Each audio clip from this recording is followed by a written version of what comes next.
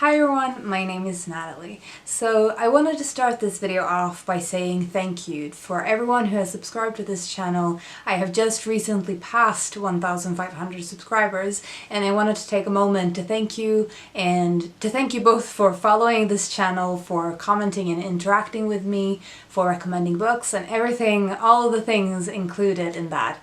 I really appreciate it, and I don't often say it because I don't tend to focus that much on the number, but of course it means that there's quite a few of you now that that care about what I say or that enjoy what I'm doing, and it makes me very happy to be able to be part of the community. I wanted to do something special to show you my appreciation and to celebrate hitting another sort of milestone, I feel like, with any YouTube channel.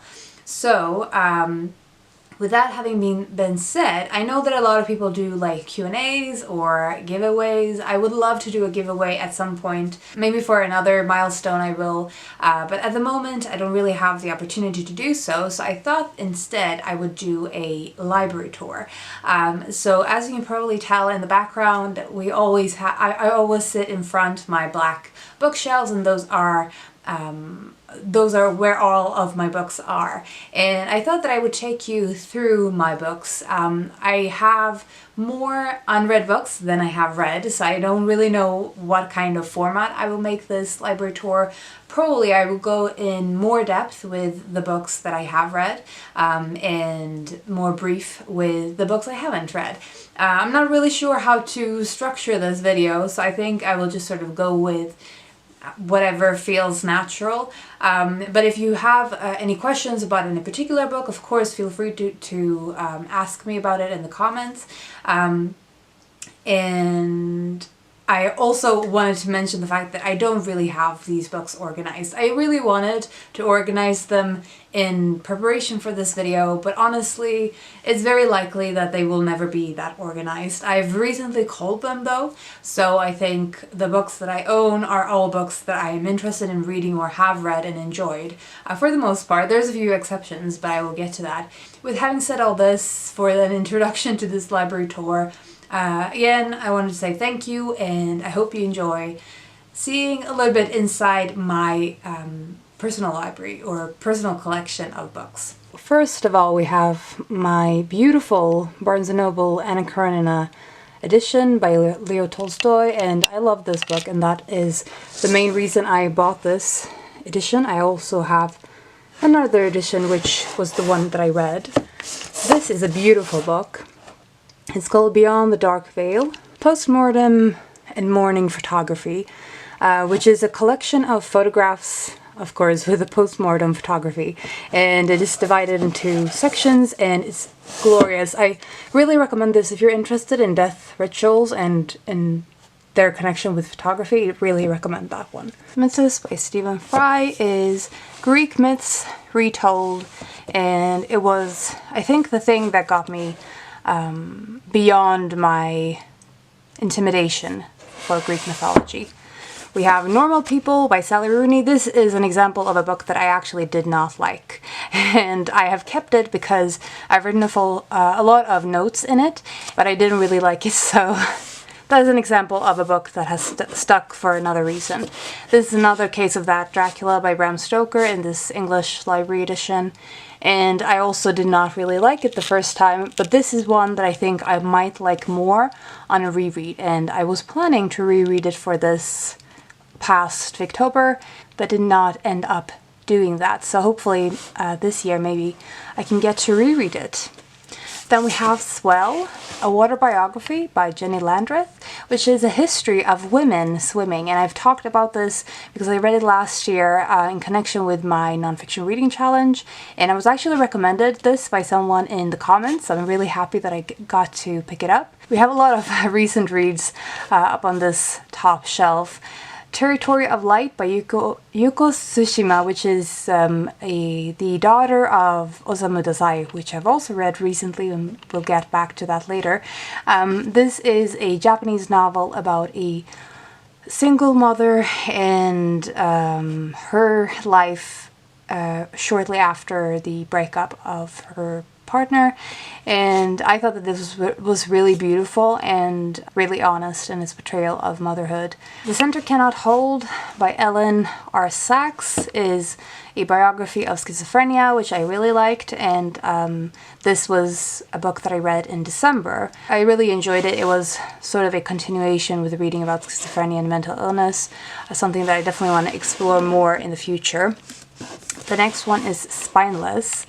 The Science of Jellyfish and the Art of Growing a Backbone by Julie Berwald, and this is a nonfiction book about jellyfish. This should actually be among my nature books, but it hasn't been put in its proper place. Then we have Balladen of Kroyer by Anastassia Arnold. This is a biography about a woman who was almost a painter of her own right, but ended up becoming just the wife of two genius men. And it's kind of sad. We have How to Be a Victorian by Ruth Goodman, which is a history about all things Victorian. It's very thorough and very well researched, I think. So if you're interested in the Victorian era, you probably couldn't do better than this. Then we have The Name of the Rose by Umberto Eco. This is a book that I really loved, and I think it's one that I would really love to return to.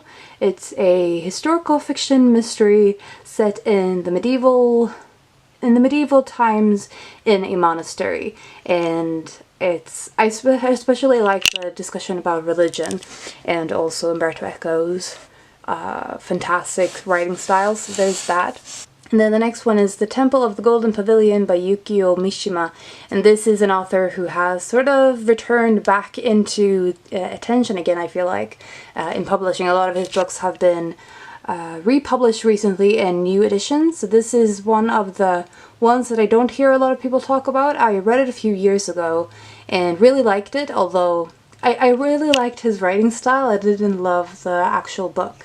But it's about a man who's sort of obsessed with this golden temple, and yeah, things ensue.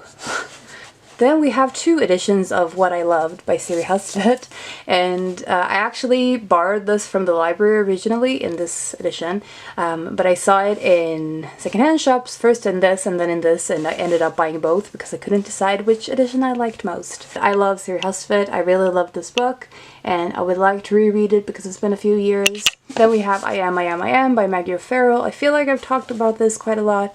I love this as well. It's 17 Brushes with Death, a non-fiction memoir about the author having a lot of near-death experiences, and she learns a lot through that experience.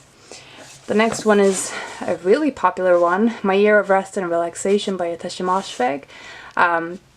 I actually was surprised by how much I liked this, especially having been so disappointed in Normal People. I thought that maybe I just don't like popular literary fiction novels that everyone seems to love. But this one just worked for me somehow. It's about this woman who is kind of depressed and she wants to sleep off an entire year. So she uses a lot of drugs to accomplish that. And then we have Kamikaze Girls by Novala Takemoto, and this is actually a book that was turned into a Japanese movie that I loved. And it's this book about a girl who is a Lolita. It is a fashion style in Japan where you have sort of Rococo inspired dresses. She's sort of different from everyone else around her, but she befriends a Yankee, which is basically like a gangster, and a low-level gangster. And it's one of my favorite Japanese movies, and I've read the book also more than once and really like it. Next we have Madame Bovary by Gustave Flaubert. This is a book that I actually didn't like when I first tried it. I didn't get on with the translation style either by Lydia Davis, but I listened to it as an audiobook I think 2 years ago maybe, and found it a lot deeper than I thought it would be. I think I wrote a review of this. I will link that below if you're interested. The next one we have is All Among the Barley by Melissa Harrison, and this is the case of me actually being disappointed in the book. It didn't really do anything for me. It's a historical fiction set in the 30s on a farm, and it's about this girl who basically trying to figure things out about herself, and it's sort of a coming of age story, but I was kind of disappointed in this. The next one is kind of the opposite actually. It's The Oxford Murders by Guillermo Martinez, and this is a book that I enjoyed, but I didn't think it was good. So it's basically a murder mystery set in, or sort of set around mathematics, and I enjoyed the premise of that and I enjoyed the reading experience, but I didn't really think it was very well executed.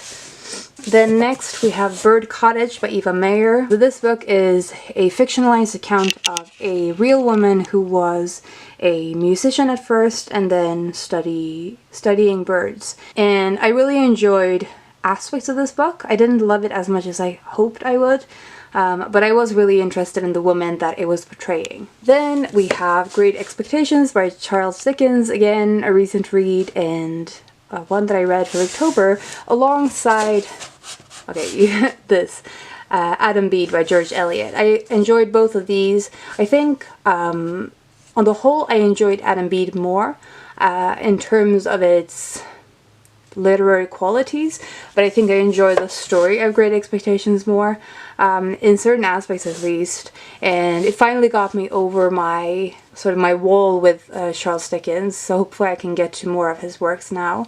This is one of my favorite books. So it's actually a trilogy. It's The Notebook, The Proof, and The Third Lie by Agatha Christie, and The Notebook in particular is one of my favorite books of all time. But this trilogy as a whole is absolutely fantastic, and if you get a chance to read them, I would highly recommend it. Well, although they are kind of depressing and dark, very dark. But yeah, it's about a pair of twins in the Second World War when they are kept with their grandmother during the war, and it's just about them and their life and the way that they interact with the world, but it's so much more, and it's fantastic. The White Book by Han Kang. I think a lot of people are familiar with this one.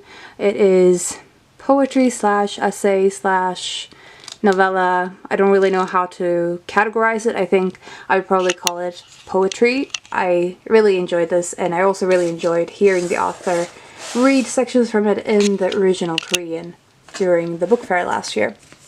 Then we have The Picture of Dorian Gray by Oscar Wilde. Who doesn't love this book, although it's damaged? I read it while I was on vacation in Italy a couple of years ago and really enjoyed it. I think it's probably one of my favorite Gothic books from this time, Gothic classics. And then lastly we have two books, Sense and Sensibility by Jane Austen. This is my least favorite of Jane Austen's books. I have the other Austen books here, but yeah, I have one Jane Austen novel left to read, but out of the ones that I've read, this is the least favorite, and I think it's probably because I don't like either sister in this book.